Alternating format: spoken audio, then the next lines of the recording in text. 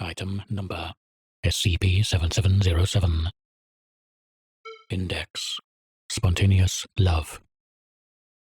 Object Class: Keter neutralized. Special Containment Procedures. Containment procedures are no longer necessary.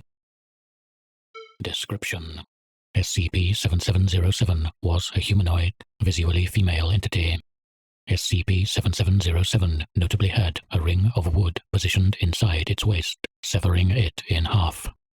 SCP-7707's survival depended on its blood consistently quantum tunneling through the wood, despite the statistical impossibility of this happening once, much less billions of times throughout its life. SCP-7707's given address, name, and job do not match any in the Foundation's global database. SCP-7707 was capable of replying verbally in any language spoken to it, including languages such as Latin, Yargan, Biblical Hebrew, and Cockney English.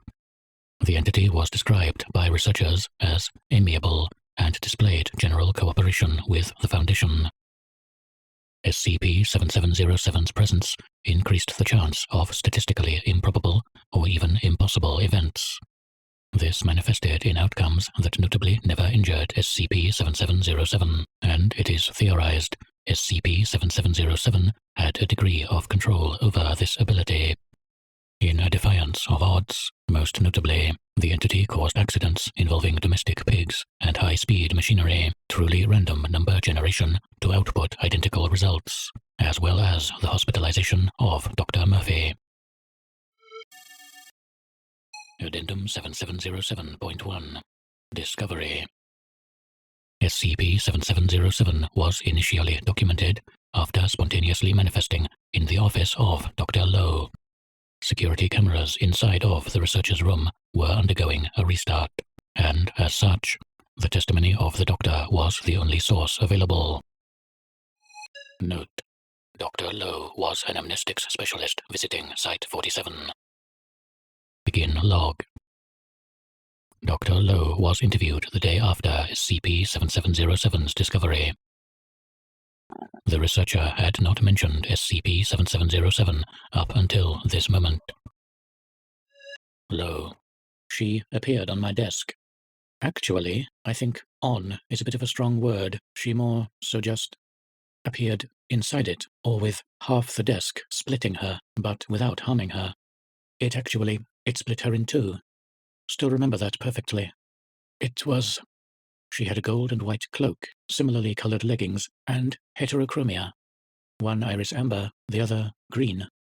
It had been an eventful day, even beforehand, with my promotion and whatnot. From studying the effects of Y-class amnestics on the human mind, to directing a group of people to, do it for me. I had been moving boxes all day, shaking hands, and nodding along. I was sitting there, thinking about some thought experiment. The Boltzmann brain, I believe it was. And she just appeared. Papers scattered across the room. They drifted to the ground, fluttering as she stared directly into my eyes. The AC turned on. I remember they drifted right back onto the desk, perfectly organized. We stared at each other for a few seconds before she finally spoke. And there was, well, a lot to take in. She had two different colored eyes, and one was pure gold, and her voice. She sounded otherworldly. She stood there, looking right into my eyes. Was I supposed to shake her hand? Was this my death? I was aware of the risks, but I was almost willing to take them anyway. She reached her hand out, and I extended mine, as a reflex, grabbing hers. She asked me where she was, and I didn't know what to tell her. It was a shift change, so it took a moment for Jacob to find us. Pause. Interviewer: Marcius didn't report anything until 2023. You mean to say nobody saw this entity in your office for 23 minutes? I don't think it wasn't that long. He came in and asked me if I was okay. I said yes. She waved. He walked off. And then reported it to the zone manager. Thank you, Lowe. Have a pleasant day. Upon discovery, SCP-7707 was secured inside a standard humanoid containment cell under supervision. 13 minutes later, SCP-7707 unlocked the door and left the cell. She walked out of Site-47 without being stopped. 5 minutes later, she returned along with Dr. Lowe. The following was recovered from Dr. Lowe's therapeutic journal, discovered during examination of positions. Transcript of primary source. Irrelevant information redacted. She was staring up at the sky. It was pouring with rain, and I had an umbrella in one hand. I walked up to her. She had a hand out. Her hair flowed behind her. She was smiling. She was unreadable. She looked incredible, staring at the sky, eyes wide open. Almost wanted to ask her if she'd never seen rain before, but I walked over to her and offered her my umbrella. She was completely She smiled at me, placed her hand on my shoulder. It was wet, unreadable, same hand she'd been testing the waters with. She stood under the umbrella, and I remember asking her if she needed it. She said no, it wasn't needed, since she wasn't wet. I held her hand and reminded her that it was actually wet, which made her actually laugh, and it was beautiful. We stood there for a minute or two, and she said something I don't quite remember the details of. Said she was a midnight driver. Worked late night for a delivery company. I searched it later and found nothing. We walked back inside after around 20 minutes. Apparently the time was 1300. I worry I feel for her too much. After the initial breach, SCP-7707 was secured in a Class 4 humanoid containment cell. 4 minutes later, the mechanical interlock experienced a dramatic failure, and the reporting system for the failure experienced its own failure. SCP-7707 then simply walked out of the cell, as recorded by CCTV footage of the incident. The entity was surrounded by members of MTF Psi-19 Supermarine. The following interaction has been transcribed from CCTV footage of the incident. Low, don't you want to come back outside? SCP-7707. I don't know what I did. I don't know what I did. Lewis, why are they so scared? Not of, as if I were about to do something horrible. They're all... Lewis, what did I do? SC, listen. Haven't you noticed? When we were outside. Pause. When we were outside, you know it's not normal to have every single raindrop miss you. To be able to walk out of rooms with locked doors, just like that. You have a gift, and they want to know more about it. No, I don't. I want to know you, and I don't think our goals are mutually exclusive. Pause. SCP-7707 looks at its feet. Can't they stop? Dr. Lowe motions to the MTF team to lower their weapons. They do so, and SCP-7707 follows Lowe into a humanoid containment cell willingly, escorted by MTF personnel. SCP-7707 agreed to remain within its cell after discussion with Lowe and the acting zone manager. Attempts have been made to move SCP-7707 to a more secure location. However, every attempt thus far has been thwarted by happenstance. Addendum 7707.2 Tests. Test 7707-0601. Name: Dr. Ridley. Date: 1/8/2008. SCP-7707 was introduced to an 8-ball. Subject was recommended to shake the ball. Subject was confused by the ball's continued result of outcome unclear, no matter what method it used to produce a different answer. Subject was permitted to keep the ball. Test 7707-0607. Name: Dr. Ridley. Date: 1/8/2008. SCP-7707 was asked to name a random number and replied with 13. The subject was asked to provide a random number greater than 100 and replied with 314. The subject was asked to provide a random number below 100 and replied with 69. Results inconclusive. Test 7707-0609. Name: Dr. Ridley. Date: 1/8/2008. SCP-7707 flipped a standard US penny minted 2006 5 times and received 5 heads. Subject was asked to flip the coin 5 more times and received 5 tails. Subject flipped the coin 25 more times of its own volition and received 25 heads. Subject was not requested to return the coin. Results inconclusive. Test 7707-0927. Name: Dr. Jasper.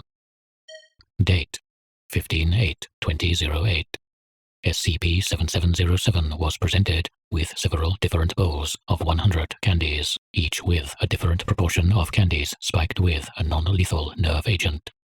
Subject picked normal candies in bowls with a proportion of 1 to 99, 25 to 75, and 50 to 50 poisoned to normal candies. Subject became suspicious by the third bowl. After the fifth bowl, 80/20, the subject became increasingly distressed and requested the presence of Dr. Lowe several times. When explained he was away for other testing, subject exhibited signs of intense sadness and refused any communication for several hours. When presented with a bowl of entirely poisoned candy and persuaded to pick, the subject finally picked a poisoned sweet.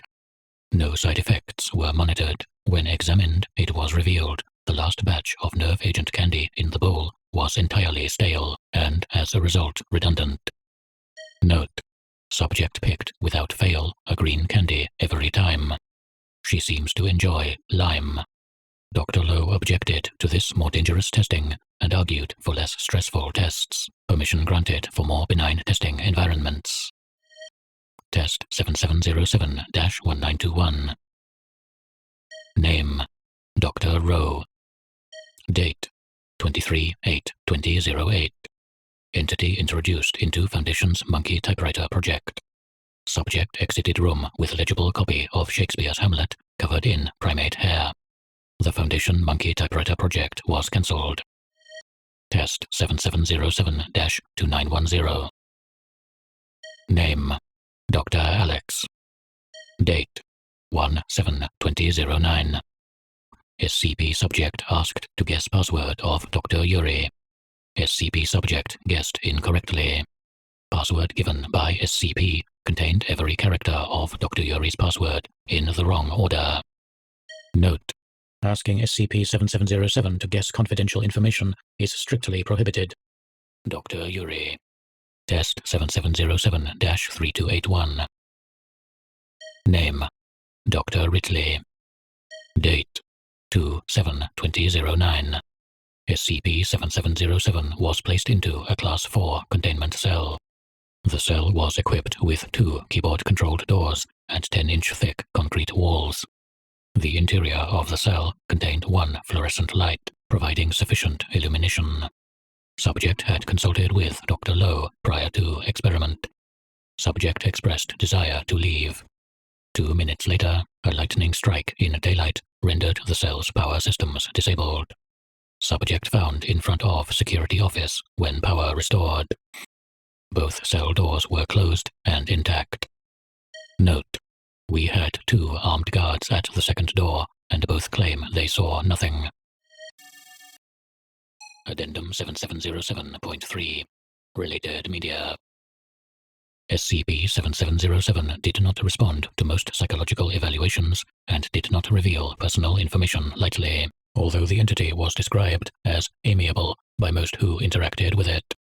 The most detailed information on SCP-7707's personality comes from the late Dr. Lowe's notes and journal entries. All of these entries come from said journal at different times. Transcript of primary source. Irrelevant information redacted. We met up shortly after the candy test. Apparently she just walked the redacted out of the room after some termites ate the mechanism. She was crying. I don't remember how long it was. Note: see test 7707-0927. I held her hand. We stood there for a good, 10? 15 minutes. I eventually asked her what was wrong, and she simply said, "None fit," asking her what she meant. And she told me that it was all fake. All her memories. She wasn't even a mother, and she wasn't ever a driver. She wasn't ever a lover, and she wasn't ever a liar. None of what she knew was actually something that happened. She hugged me, and I did not know what to do. I didn't. She was so distraught. I never expected, actually, being able.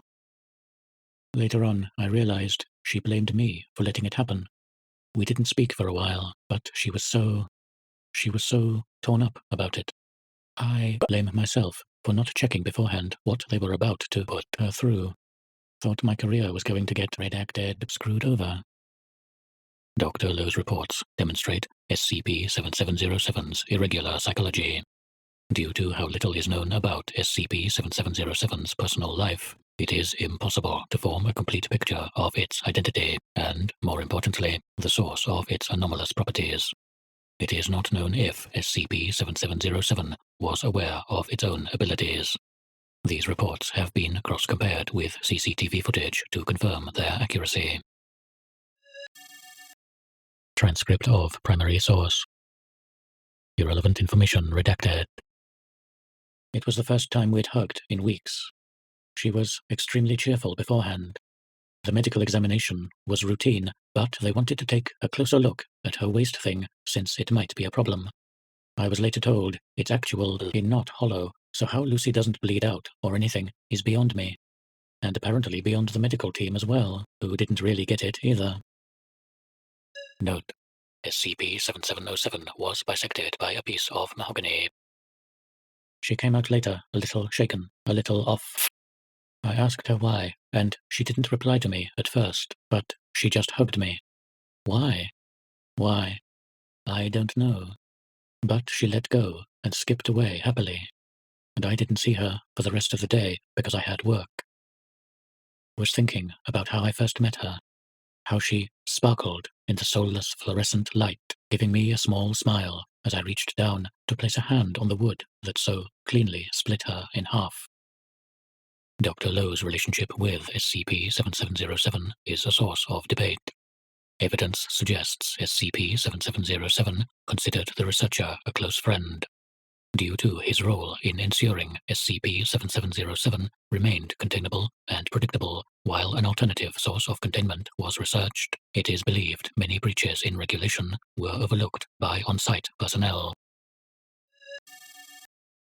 Transcript of primary source. Irrelevant information redacted. We'd even gotten Lucy some gifts.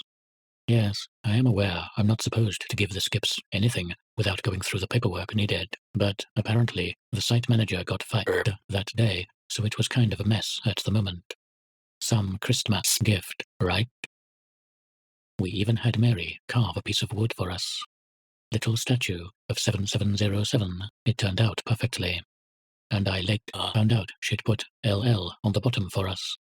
She was so excited to show me it. It was like nobody had ever gotten her a gift before. Even if she didn't recognize any of the carols, she sung along anyway. Guessed every single word right. If it were anyone else, I suppose that would be amusing. All in all, I don't think I need this journal anymore. The therapist may be concerned, but I don't think I need a therapist anymore, either.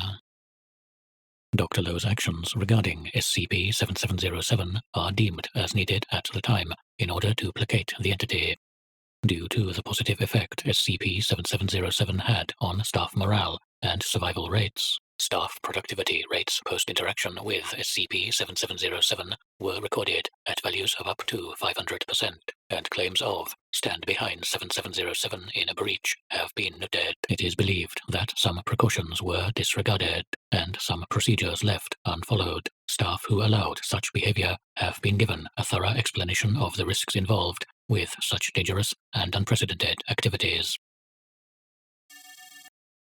Addendum 7707.4 Reclassifications 1-1-2010 SCP-7707 left the site's New Year's party with Dr. Lowe.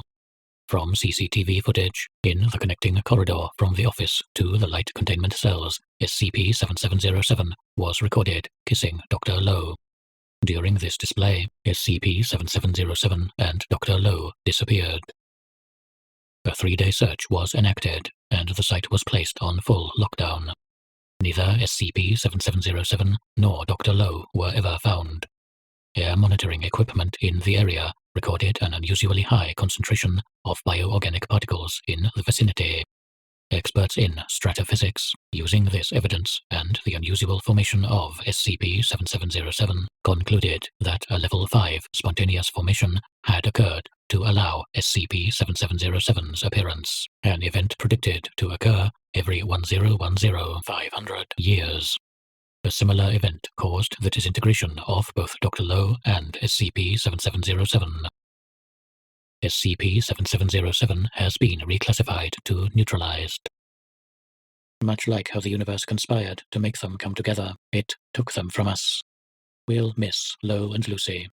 Her kindness and his passion touched us all. 2LL, the best power couple this damn site ever had. Site 47 Team. Note: attempts to remove irrelevant information from this article have thus far failed. Addendum 7707.5 Notice: the treatment and subsequent disappearance of SCP-7707 alerted the Foundation to potentially catastrophic failures in site procedures. The misfortune required for such collective mismanagement of site workers, doctors, administrators, and guards in allowing an active relationship to be fostered between a researcher and their subject falls nothing short of a miracle. Immediate corrective action at Site 47 is recommended to prevent any such failures in the future. 052